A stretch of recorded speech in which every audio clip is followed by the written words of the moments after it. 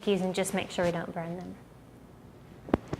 Back to our cilantro, and I'm going to cut this really finely.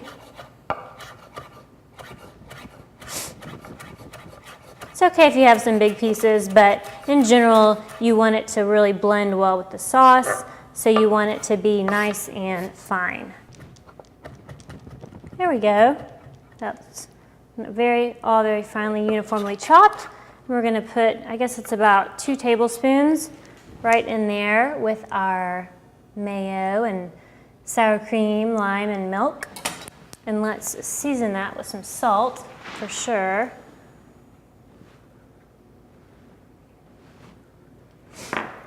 And a little bit of pepper. Might want to use some white pepper for this next time to keep it nice and white. But I think actually that cilantro is going to turn it a really beautiful green color. So we're just going to whisk this together. Looks good. Oh man, that looks really, really nice.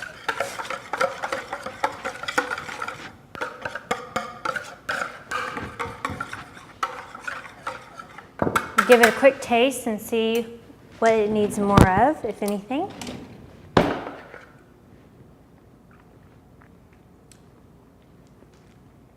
Gotta admit, it's pretty good. You know what I want? I think I want a little more cilantro. I love that cilantro flavor.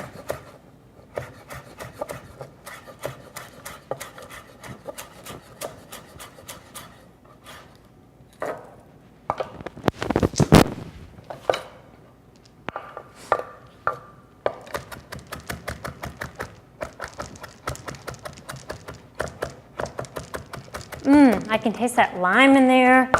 Really, really nice and refreshing. It'd be great on the fish. Okay, there we go. This is about done. And I will add that. Lots of cilantro. Okay, cookies are almost done. Lots of things going on here.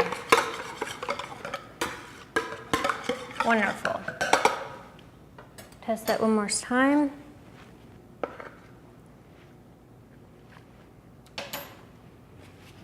It's really, really tasty, and I think it's just the right consistency where we can just spread it right on. So let's grab those cookies. So we have our wonderfully nice golden brown cookies, and they're still really, really warm, and I'm going to set them right there for a minute while I transport my sauce into another bowl, a little bit better serving bowl. And if you wanted to, it's definitely an option. I just don't like to dirty too many things if I don't have to, but you could definitely grab your food processor or your mini food processor and puree this so it gets a really, really, really nice green color when that cilantro is really pureed. But I think it works great as is, and it's a time saver, so we're good there. Now I'm going to move this over, and we are going to do a couple of things. And the first is I think we'll get our fish started, and then we'll work on our cookies to finalize those.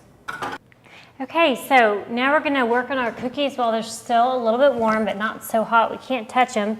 And what I've done is set up a cookie drying rack, which I think is a great, great investment.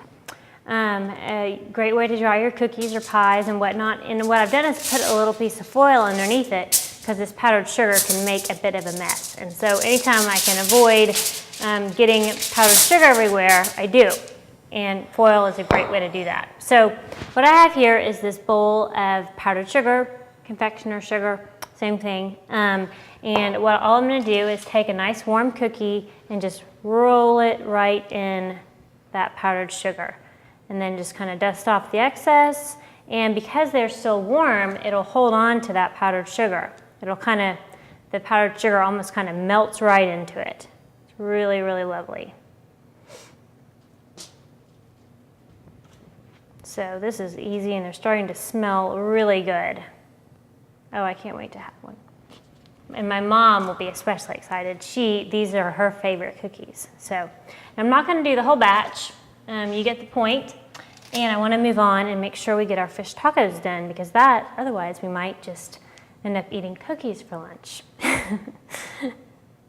Okay, and there's one, there's a crescent, kind of turned out a little bit big, but so you could do it a little bit thinner next time. But and you can see how when you press that powdered sugar in there, it actually kind of starts to melt because it's still warm, and that's how you get it to stick. So just real lightly dust it on there. Don't try to press it on or anything, or your fingerprints will show. So you get the idea with the cookies, and I will finish those soon. Let me move this out of the way so we can go ahead and move on to our fish tacos. So we've been marinating the tilapia for about 20 or 30 minutes, which is just fine. And I'm going to start I've got a skillet here, about medium heat. Going to put some olive oil in there. Not too much, you really don't need too much oil. This is really just kind of a pan saute. I may even have put a little too much in there. The only problem with putting a little too much in there is that it's going to splatter. We are going to serve these in these yummy home-style corn tortillas. There's so many variety of corn tortillas that you can buy today. Of course, you can use flour or whole wheat if you that's what you prefer. But for some reason, I just love corn tortillas for tacos. They smell so good, and just at your regular grocery store, you can buy these home style, and they're just real nice and thick and soft. They're just delicious. So what I usually do to heat them up is just